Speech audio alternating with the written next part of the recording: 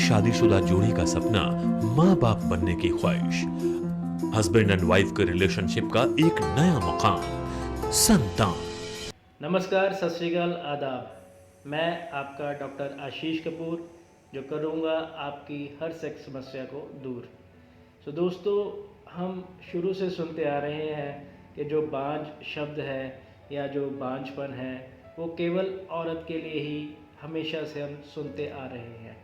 मगर दोस्तों, अपने 12 साल के करियर में मैं हमेशा से यही कहता आ रहा हूँ कि क्या केवल औरत को बांझ कहना जायज़ है? क्या बांझपन जो शब्द है वो क्या केवल औरत के लिए ही बना हुआ है? क्या मेल्स की कोई ऐसी प्रॉब्लम्स नहीं हो सकती जिनके कारण एक कपल में जो मेल है वो भी बांझपन का एक कारण बन सकता है? जी हाँ दोस्तों, ऐसी बहुत सी प्रॉब्लम्स मेल्स की भी हो सकती हैं जिनके कारण एक कपल में इनफर्टिलिटी यानी बांझपन आ सकता है। तो फिर आप खुद ही बताइए कि क्या केवल औरत को बांझ कहना जायज़ है? एसटी हॉस्पिटल में पंचकर्म, एलोपैथी, यूनानी, आयुर्वेदिक तरीके से न सिर्फ समस्या को डायग्नोस करते हैं बल्कि उचित इलाज भी किया जाता है। दोस्तों, आज की 21वीं सदी में जहाँ पे हमने इतनी ज़्यादा तरक्की कर ली, चाहे वो विज्ञान है, चाहे वो स्पोर्ट्स है या कोई भी ऐसी फील्ड है, हम हर फील्ड में बहुत ज़्यादा तरक्की कर रहे हैं।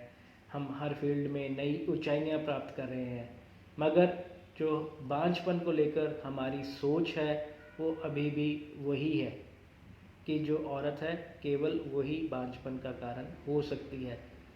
बट दोस्तों, ये चीज़ जायज़ नहीं है। औरत के साथ हर बार ये जो चीज़ हम कर रहे हैं या जो ये चीज़ करते आ रहे हैं ये जायज़ नहीं है। क्योंकि मैं इतना ज़रूर पूरे कॉन्फिडेंस के साथ कह सकता हूँ कि आज का जो टॉपिक है, अगर कोई भी फीमेल, कोई भी माँ अगर ये टॉपिक को सुनेगी तो वो अपनी बच्ची को लेकर, या कोई भी अगर फीमेल इस टॉपिक को सुनेगी तो वो मेरे को दुआएं ज़रूर देगी। क्योंकि मैं उनके हक़ की बात कर रहा हूँ और 12 साल से मैं उनके हक़ की बात करता आ रहा हूँ। यूट्यूब एक ऐसा प्लेटफॉर्म है जो मेरी आवाज़ को पूरी दुनिया भर में पहुंचा सकता है। तो इसीलिए मैं फिर से इस टॉपिक को आप सबके सामने रख रहा हूं। देखिए दोस्तों, जब भी घर में किसी कपल की मैरिज होती है तो 3-4 महीने के बाद जब उस घर में कोई गुड न्यूज़ नहीं आती, यानी कंसीव नहीं करता वो कपल, तो क्या होता है, घर में बातें होनी शुरू हो जाती हैं। सास, ससुर, ननद ये सब बातें करते हैं, ताने देते हैं किसको, उस घर की नई बहू को। बट वो ये नहीं सोचते कि उसका जो कारण है उनका अपना बेटा या उनका अपना भाई भी हो सकता है। मगर जब बात उनके बेटे के टेस्ट की आती है, उनके अपने भाई के टेस्ट की आती है, तो उनकी ईगो हर्ट होती है, उनकी सेल्फ रिस्पेक्ट को ठेस पहुंचती है। इसी प्रकार अगर किसी मेल को कहा जाए कि आप अपनी वाइफ के टेस्ट ना करवा कर पहले अपने टेस्ट कराओ, तो उसमें भी उस मेल की ईगो हर्ट होती है।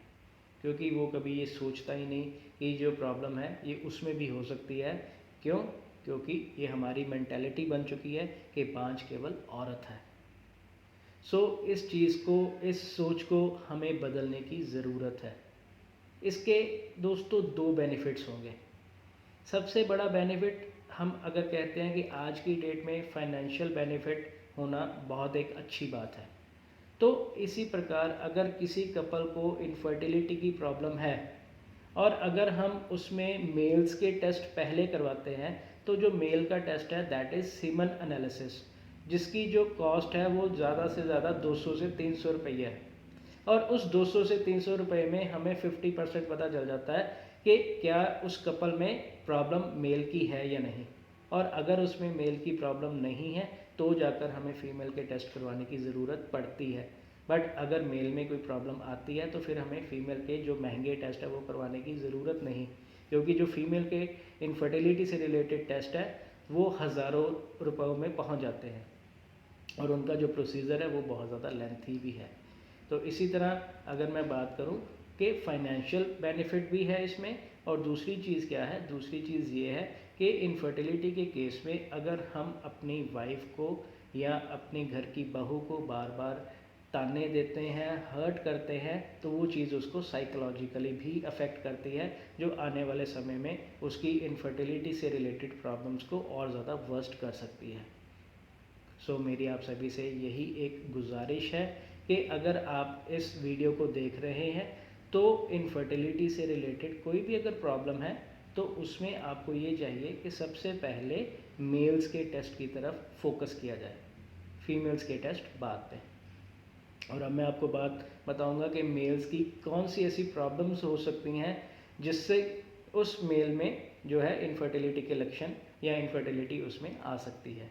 तो सबसे बड़ा ये है कि अगर किसी मेल का जो स्पर्म काउंट है उसकी एक्टिविटी या काउंट नॉर्मल से कम है, जैसे हम कहते हैं ओलिगोस्पर्मिया, यानी अगर 60 मिलियन किसी मेल के स्पर्म काउंट होने चाहिए, अगर वो 60 मिलियन से कम है और स्पर्म्स की एक्टिविटी 50% से अगर कम है, तो वो मेल जो है वो बच्चा पैदा करने के काबिल उस कपल में नहीं है। इसी तरीके से एक मेल की प्रॉब्लम आती है, दैट इज़ एजोस्पर्मिया, जिसमें क्या होता है, जो स्पर्म्स है वो टोटली डेड हो जाते हैं, बनते ही नहीं स्पर्म्स, तो उस कंडीशन को कहते हैं एजोस्पर्मिया। एजोस्पर्मिया या ओलिगोस्पर्मिया के कारण भी मेल जो है वो बांझपन का कारण बन सकते हैं। ऐसे ही बचपन की हुई गलतियों के कारण अगर किसी मेल को बार बार रिपीटेडली नाइटफॉल की प्रॉब्लम आती है या दांत की प्रॉब्लम आती है, तो ये चीज़ें भी जो है उनके स्पर्म्स को अफेक्ट करती हैं, ये चीज़ें उन्हें सेक्सुअली भी अनफिट करती हैं। इम्पोर्टेंट का मतलब नपुंसक भी बना सकती हैं। तो नपुंसकता के कारण भी एक कपल में बांझपन का जो है वो मेल फैक्टर हो सकता है, क्योंकि अगर एक कपल में जो मेल पार्टनर है वो रिलेशनशिप बनाने के काबिल ही नहीं होगा तो फिर बच्चा पैदा होने का सवाल ही नहीं उठता।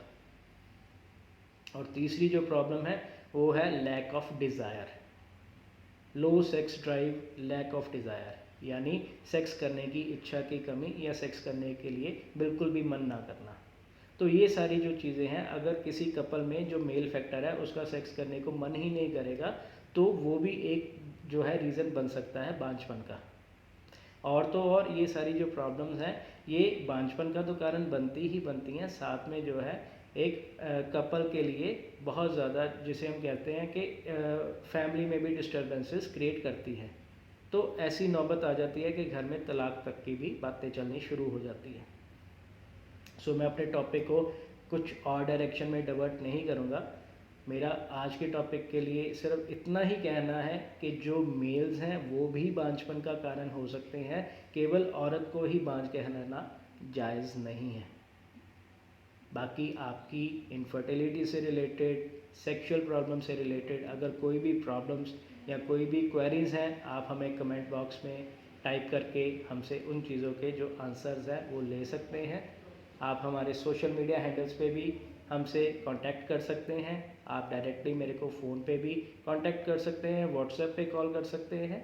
और मेरी यही कोशिश रहेगी कि आपकी जो भी क्वेरीज़ हैं, जो भी आपके क्वेश्चंस हैं, मैं उनको प्रॉपर तरीके से कवर अप करके अपने आने वाले टॉपिक्स में, अपने आने वाली वीडियोस में उनका आपको प्रॉपर रिप्लाई दूँ।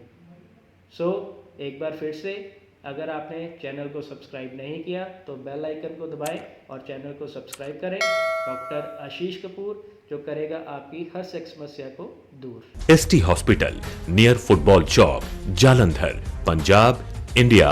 हमारा फ़ोन नंबर है 0991 540 2525।